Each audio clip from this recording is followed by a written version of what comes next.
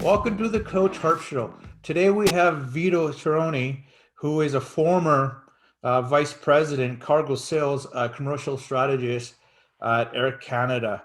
How are you doing today, Vito? I'm doing well, Coach Harp, and thank you for having me today. I'm glad to have you on the show today. Tell us a little bit about yourself.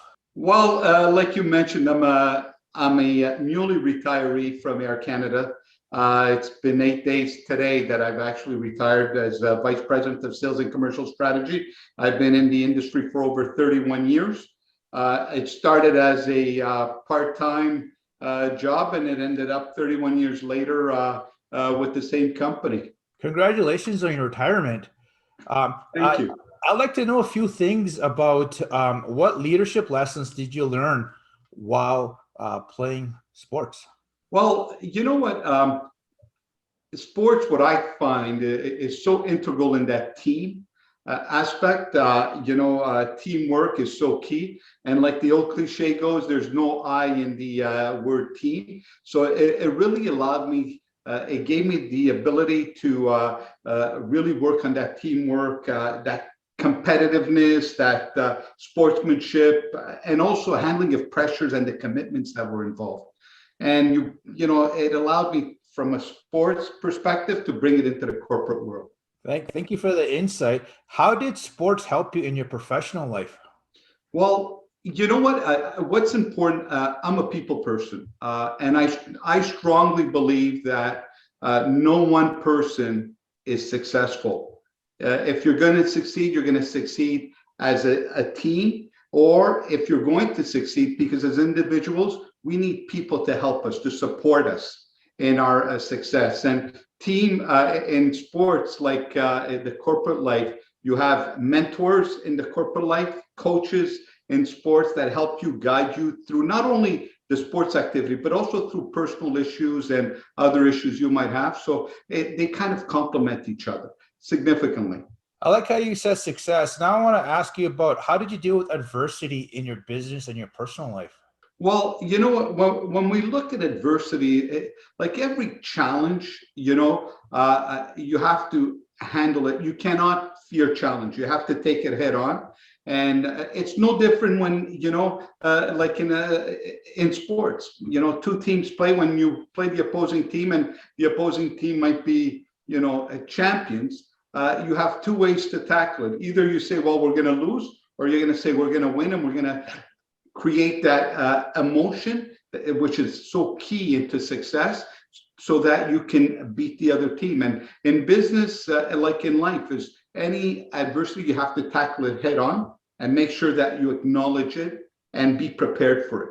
I know you mentioned about coaches, mentors. How did particular coaches and mentors made a major impact in your life?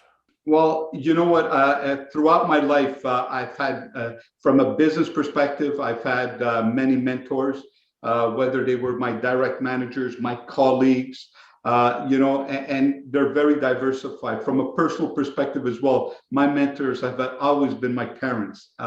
The way they've succeeded, the way they've come with, from they were immigrants in the late 50s. With very little that they came to this country, and how they succeeded. And then from a corporate perspective, is I've had many mentors in the business community that have allowed me to develop and become the person I am today. I like how you talked about parents. That's a very good key thing, how we're brought up.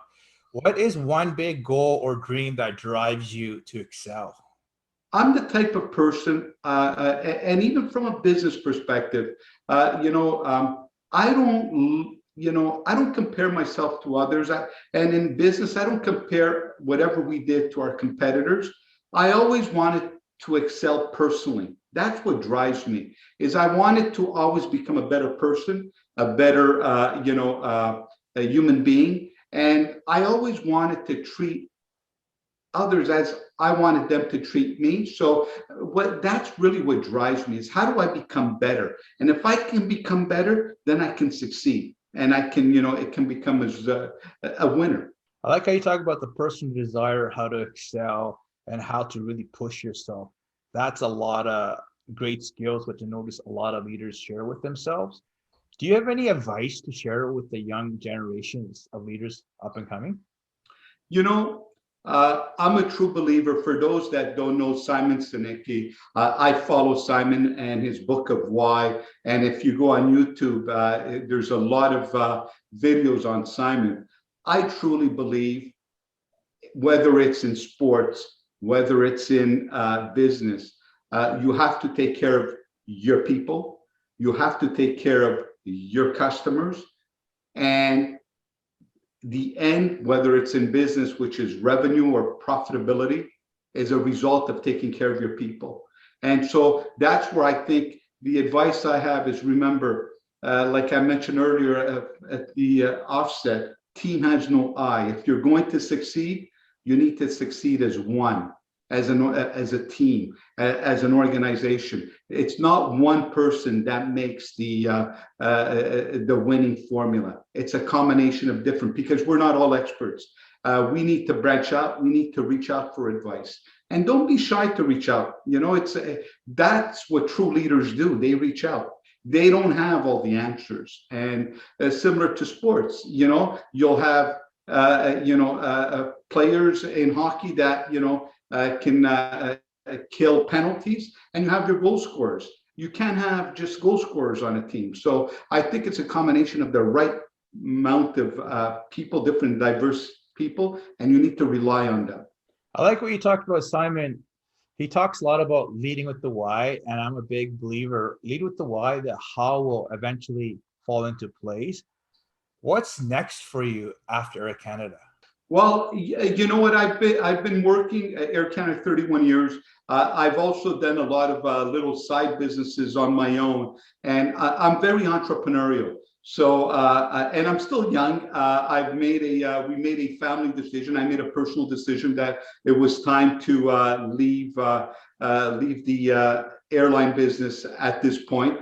And right now, I've decided, and I'm in a good place to make this decision, both financially and from a family perspective and from a health perspective, that I truly believe that I'll take the next few months just to enjoy life, even though we're in COVID and all that.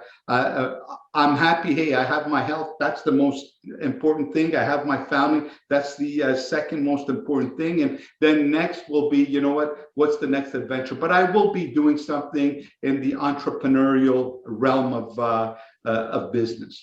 First of all, I want to say thank you for being on the Coach Harp Show. And second of all, I want to say thank you for sharing your insight in business and your entrepreneur skills that you have. And I know you're going to make a major impact in the world with what you are teaching others too, even myself too. As a business mentor, I really appreciate that. Thank you. Coach, it's been a pleasure, and wishing you all the best. And you are an example. And for those that know Coach Harp, he works for Air Canada. He reached out to me months ago on an initiative. And Coach, I really respect how you help the community and how you help others, especially the young people, to get where they want to get and to guide them. I think it's something that we need more of in our society nowadays. So kudos to you, Coach Harp, for the work you're doing. Thank you, Vito.